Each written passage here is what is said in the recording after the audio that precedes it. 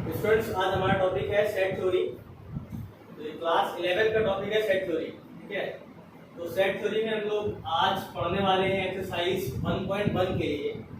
जो set theory की exercise first है उसके लिए हम लोग जो थ्योरी है वो पढ़ने वाले हैं आज। ठीक है, देन जब मैं इसकी थ्योरी खत्म कर दूंगा देन इसके क्वेश्चंस मैं आपको कराऊंगा।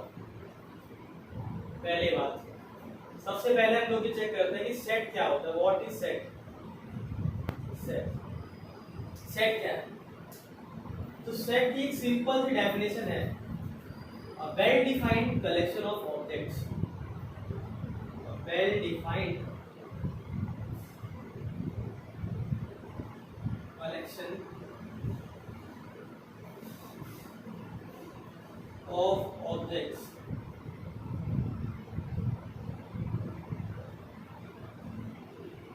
is said to be a set।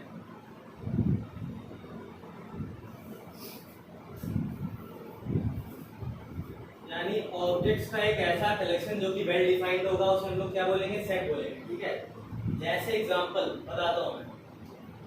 Well defined का मीनिंग क्या होता है? What is well defined means? तो वेल डिफाइंड का मतलब है, सिंपल सा मीनिंग है, well defined means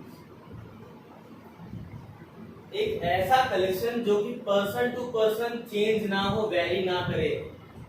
collection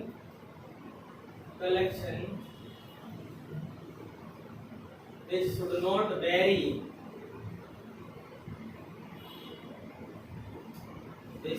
vary, vary यानी कि चेंज। ठीक है, vary या फिर change from person to person।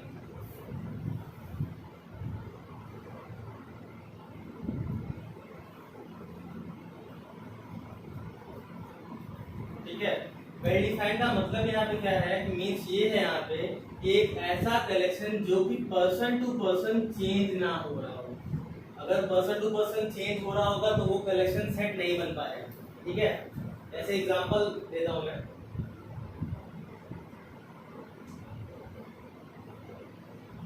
Novels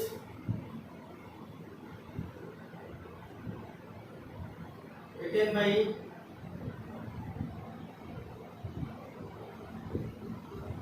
Munshi Premchand.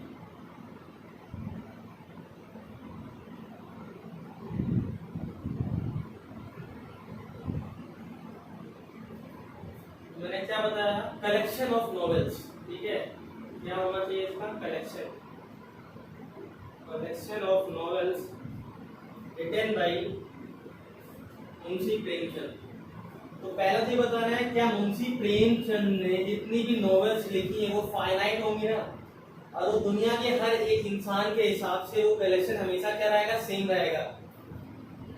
उसमें पर्टिकुलर वही मेंबर आएंगे जो मेरे अकॉर्डिंग आएंगे, जो दूसरे के अकॉर्डिंग वही आएंगे, सबके अकॉर्डिंग वो वही रहने वाले हैं।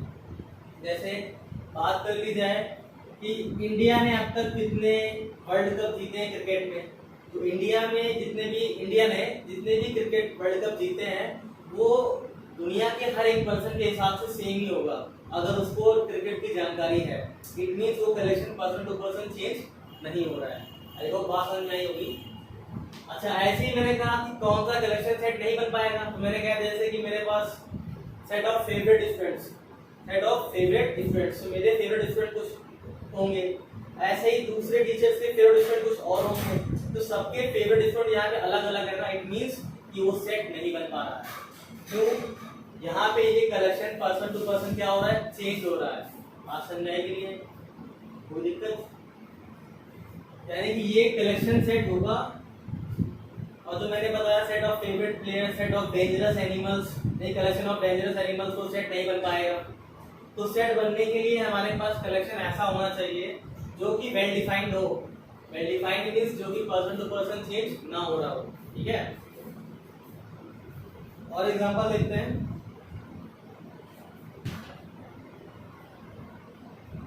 जैसे ही कहा गया collection of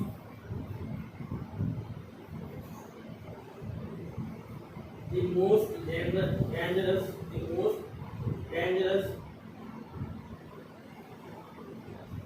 animals in the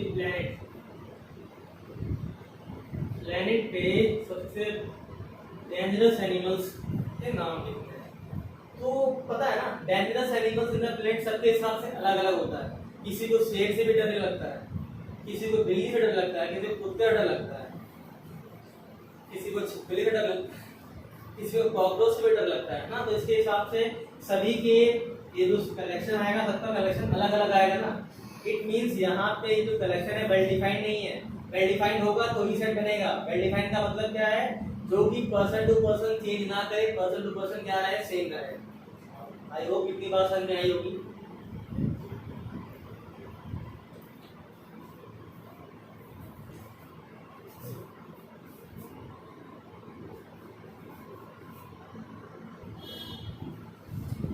तो sets and their representation, sets को हम लोग कैसे रिप्रेजेंट करते हैं। मैंने सेट बताया कि सेट क्या होता है, well defined collection of objects. Well defined means क्या होता है, a collection which should not vary from person to person. अब बात करते हैं कि सेट और उसकी रिप्रेजेंटेशन कैसे करते हैं, सेट्स को हम लोग कैसे रिप्रेजेंट करते हैं। तो सेट्स को रिप्रेजेंट करने के लिए यूजुअली हम लोग इंग्लिश अल्फाबेट के कैपिटल लेटर्स का यूज करते हैं, ठीक है। तो लिखने की जरूरत तो है नहीं, आई थिंक सो। इस सेट्स को हम लोग रिप्रेजेंट कैसे करते हैं, इंग्लिश अल्फाबेट के कैपिटल लेटर्स से। अब सेट को रिप्रेजेंट करने के अलग अलग फॉर्म होते हैं। पहला फॉर्म होता है रोस्टर फॉर्म। रोस्टर फॉर्म, अभी रोस्टर फॉर्म क्या होता है, सिंपल सी बात देखता हूँ। हम लोग किसी भी कलेक्शन को सेट कहते हैं ना, तो कलेक्शन में कई सारे मेंबर आ रहे होते हैं, तो उन मेंबर्स को सेट के टर्म में एलिमेंट बोलते हैं। क्या बोलते हैं, एलिमेंट। तो हम लोग क्या करते हैं, रोस्टर फॉर्म में सभी एलिमेंट्स को कॉमा से सेपरेट करते हैं और कर्ली ब्रेसेस के अंदर बंद कर देते हैं। जितने भी एलिमेंट मेरे पास आ रहे होते हैं उन सभी को कॉमा से सेपरेट करते हैं और कर्ली ब्रेसेस के अंदर बंद कर देते हैं। जैसे कि मैंने कहा कोई सेट ए है, सेट ए को मैंने कहा set of all vowels in English alphabet. तो जितने भी वॉवेल्स हैं इंग्लिश अल्फाबेट में वो सारे इसके अंदर आ जाएंगे ना। तो वॉवेल्स कौन कौन से होते हैं, तो ए, ई, आई, ओ, यू।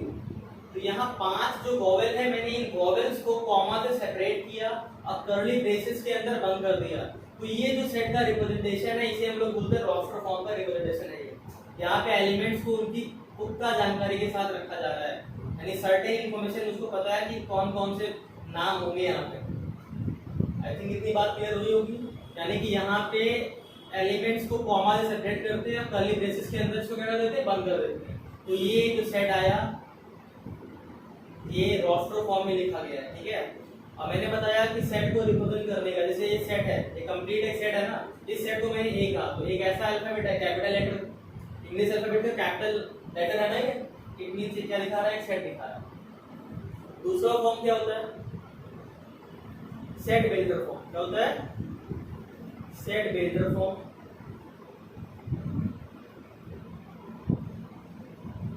या फिर कुछ लोग इसको प्रॉपर्टी मेथड भी बोलते हैं, property method to represent set. क्या होता है समझ रहे, इसको कुछ लोग रोस्टर फॉर्म या फिर टैबुलर फॉर्म भी बोलते हैं।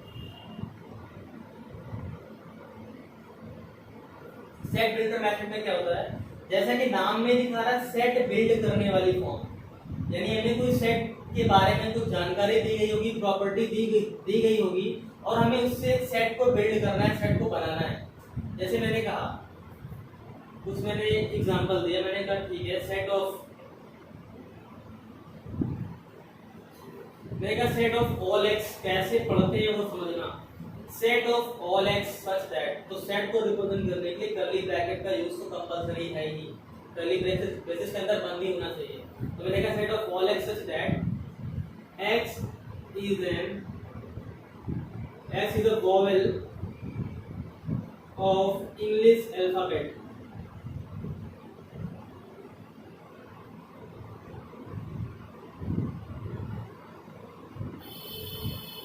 तो मैंने कहा क्या x क्या है, एक वॉवेल है इंग्लिश अल्फाबेट का। अब जिसको पता होगा कि इंग्लिश अल्फाबेट के वॉवेल क्या क्या होते हैं वो तो ये लिख लेगा। अब जिसको पता ही नहीं होगा इंग्लिश अल्फाबेट के वॉवेल क्या क्या होते हैं वो नहीं लिख पाएगा। यानी मुझे पता, अगर मैं इस सेट को रोस्टर फॉर्म में कन्वर्ट करूँ तो रोस्टर फॉर्म में सेट क्या आएगा, तो ये ऊपर लिखा है ए ई आई ओ यू आ गया ना। ऐसे मैंने एक सेट दी लिया, फिर मैंने उसकी प्रॉपर्टी बताई कि set of all x such that x is a consonant. X क्या है, एक कॉन्सोनेंट है, कॉन्सोनेंट ऑफ इंग्लिश अल्फाबेट।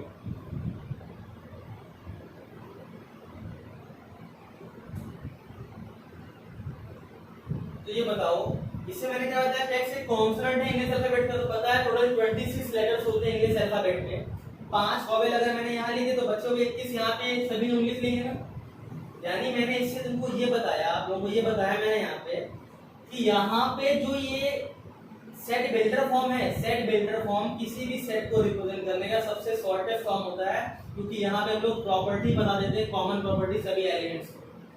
अभी यहाँ तो वॉवेल बहुत कम थे, 5 वॉवेल थे, मैंने 5 वॉवेल लिख दिए, तो लग रहा होगा ये बहुत छोटा है, ये बहुत बड़ा है, ये लग रहा होगा ना। लेकिन अगर मैं अभी यहाँ बात करूँ कि x is the consonant of English alphabet, तो अब कॉन्सोनेंट लिखने बैठोगे तो 21 कॉन्सोनेंट आएंगे। ऐसे मैंने कह दिया कोई सेट सी है, कह दिया सेट सी क्या है, set of all x such that x is a natural number, x is a natural number। तो जिसको नेचुरल नंबर पता होगा वो तो लिख लेगा। कितने नेचुरल नंबर होते हैं तो जानते हैं हम लोग, इनफिनाइट होते हैं, 1 2 3 4 5 6 एंड सो ऑन। तो यहाँ हम लोग इसको रोस्टर फॉर्म में लिख पाएंगे, लेकिन उसमें बहुत सारे एलिमेंट आएंगे, हम लोग लिख ही नहीं पाएंगे इतने एलिमेंट, तो एंड सो ऑन लगा के छोड़ देंगे वहाँ। ठीक है, इतनी बात आई हो क्लियर हुई होगी।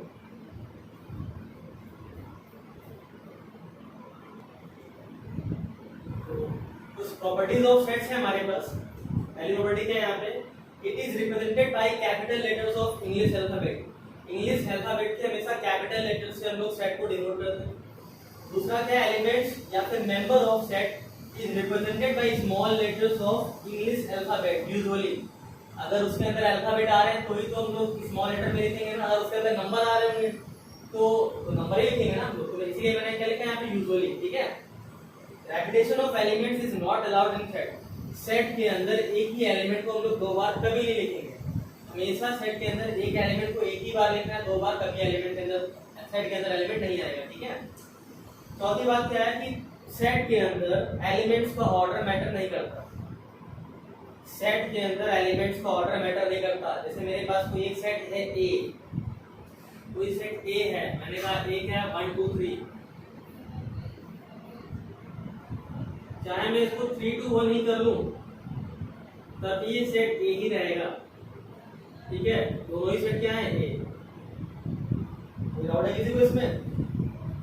आई होप इतनी बातें क्लियर हुई होंगी। ये सब आप लोग स्क्रीनशॉट ले लें ताकि आगे कोई दिक्कत ना हो इसमें, क्योंकि ये कई बार आएगा।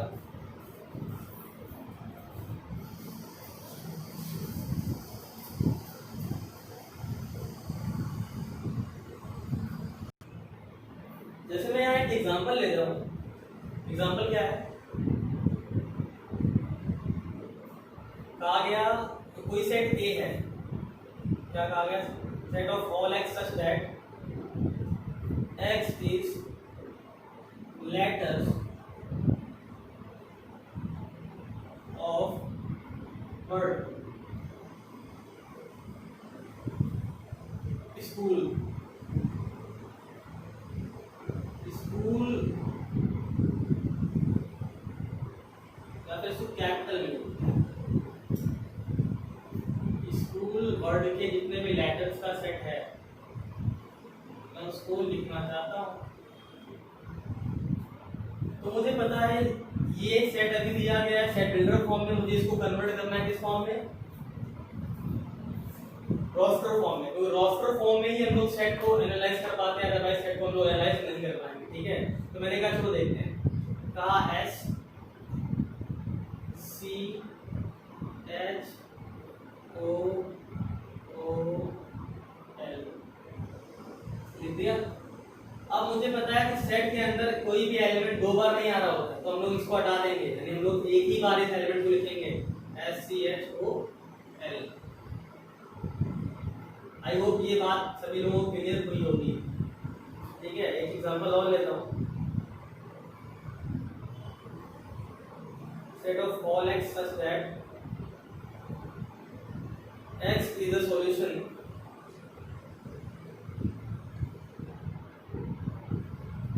of given equation x square minus का 5x plus का 6 equal to 0। तो यहाँ पे क्या बताया गया कि set of all x such that x is a solution of given equation। ये इक्वेशन दी गई है, इसके सॉल्यूशन का जो सेट होगा वही सेट ये होगा। तो हम लोग जानते हैं, पहले तो इसका हम लोग सॉल्यूशन निकालेंगे, तो पहले सॉल्यूशन क्या क्या आएगा वो देखते हैं। x स्क्वायर माइनस का 5x प्लस 6 इक्वल टू 0। तो जानते हैं फैक्टर करेंगे तो 6 के फैक्टर 3 * 2, 3 + 2 करेंगे 5 आ रहा है, x स्क्वायर माइनस का 3 + 2 यहाँ लिखते हैं, यहाँ होगा तो 3 को कैसे करते हैं, x square minus 3x minus का 2x प्लस का 6 इक्वल टू 0। यहाँ से x कॉमन किया, x माइनस 3 माइनस 2x ये आ गया x minus 3 into x minus 2 equal to 0। यानी x कितना आ गया 2, 3। तो दो वैल्यू आ गई, यानी सेट A के अंदर कितने एलिमेंट आ रहे होंगे, केवल 2 और 3। ठीक है, तो कैसे हम लोगों को अगर कोई सेट बिल्डर फॉर्म में दिया गया तो रोस्टर फॉर्म में कैसे कन्वर्ट करना है मैंने बताया, कोई एग्जांपल तो समझाया। आई होप इतनी बात क्लियर हो होगी। इतना करने के बाद आप लोग एक्सरसाइज 1.1 लगाएं, और जो भी डाउट्स आए वो कमेंट सेक्शन में आप लोग मुझसे पूछ सकते हैं। चलिए, थैंक यू सो मच।